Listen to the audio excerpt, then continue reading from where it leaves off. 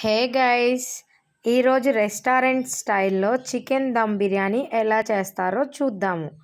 దీనికి ముందుగా ఫ్రెష్గా కడిగి పెట్టుకున్న చికెన్ని తీసుకోవాలి. ఆ చికెన్లో ముందుగా బాగా ఫ్రై చేసి పెట్టుకున్న ఆనియన్స్ అన్నమాట, ఫ్రైడ్ ఆనియన్స్. మీరు ఆయిల్లో సన్నగా తరిగి ఆనియన్స్ని బాగా రోస్టెడ్ కలర్ వచ్చే వరకు, గోల్డెన్ కలర్ వచ్చే వరకు వేయించుకొని పక్కన పెట్టుకొని, అవి కొన్ని కొత్తిమీర, పుదీనా కొంచెం వేసి ఇవన్నీ ముందుగా చికెన్లో కలుపుకోవాలన్నమాట. వీటితో పాటు కొంచెం నిమ్మరసంతో పాటు ఉప్పు, కారం, గరం మసాలా, ధనియాల పొడి, చెక్క, లవంగ, యాలకులు అన్నింటినీ వేసి ఒకదాని తర్వాత ఒకటి పచ్చిమిర్చి సన్నగా కట్ చేసి పెట్టుకొని, వీటితో పాటు అల్లం చిన్నులపాయ పేస్ట్ను కూడా వేసి పెరుగు కూడా వేయాలి. ఇవన్నీ మ్యాగ్నేట్ చేసి పెట్టుకోవడానికి.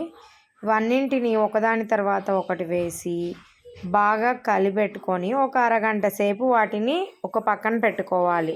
అప్పుడు మనం వేసిన ఈ మిశ్రమం అంతా ముక్కలకి బాగా పీల్చుకొని పీసెస్ అంతా బాగా ఉప్పు కారం పట్టి తినేటప్పుడు మనకి టేస్ట్గా ఉంటాయి. ఇవన్నిటిని మనం యాడ్ చేయాలి.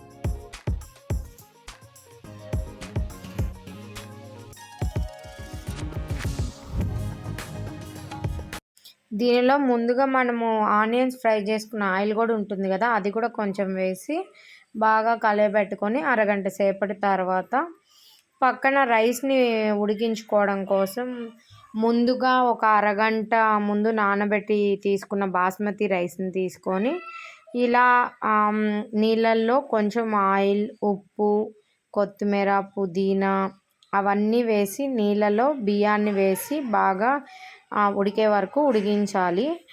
దాంతోపాటు ఇంకొక పక్కన ముందుగా ఒక అరగంట నానబెట్టుకున్న చికెన్ని ఇలా గ్యాస్ ఆన్ చేసి మీడియం ఫ్లేమ్లో పెట్టి ఉంచాలి. ఈ పక్కన రైస్ ఎప్పుడైతే 70% వరకు కుక్ అవుతుందో అప్పుడు ఫస్ట్ లేయర్ ఆ 70% కుక్ అయిన రైస్ని తీసి దీనిలో యాడ్ చేయాలి మనం. ఇప్పుడు చూడండి, ఇక్కడ 70% దాకా కుక్ అయిపోయింది రైస్. అప్పుడు ఇలా చూసి దానిని యాడ్ చేయాలి. ఇలా తీసుకొని నీళ్ళేమీ లేకుండా ఇలా ఫస్ట్ 70% బాయిల్ అయిన రైస్ని తీసుకొని వాటర్ లేకుండా చికెన్లో వేసి దానిపైన మనం ఏదైతే ఉందో గరం మసాలా, కొంచెం ధనియాల పొడి, దానితో పాటు ఇవి ఉడుకుతున్న వాటర్ని కలుపుకొని ఆ వాటర్ కొంచెం వేసుకోవాలి. వాటితో పాటు కొత్తిమీర, పుదీనా, ముందుగా మనం వేయించి పెట్టుకున్న ఫ్రైడ్ ఆనియన్స్ ఉన్నాయి కదా, అవి అలా వేసుకొని తర్వాత కొంచెం ఒక 80% కుక్ అయిన రైస్ని తీసుకొని మిగతాదంతా దీనిపైన వేసుకోవాలి వాటర్ లేకుండా. అలా వేసేసుకొని కొంచెం ఆయిల్ కూడా వేసుకోవాలి, అదే ముందు మనం చూసిన ఫ్రైడ్ ఆనియన్స్ ఆయిల్.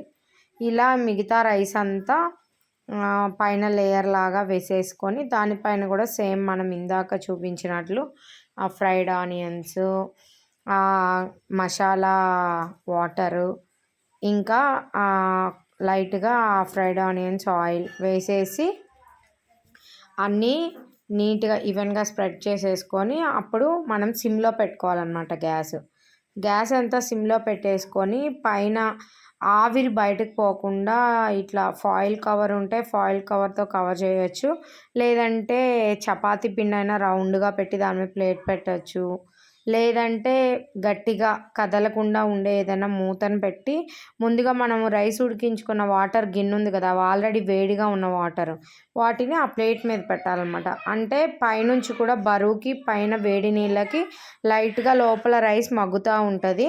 కింద సిమ్లో ఉండడం వల్ల ఆ చికెన్ కుక్ అవుతూ అంతా ఈవెన్గా ఉడికి మొత్తం అవుతుంది. ఒక 20 మినిట్స్ తర్వాత మనం గ్యాస్ ఆఫ్ చేసిన తర్వాత కూడా ఒక 10 మినిట్స్ అలా వదిలేయాలి.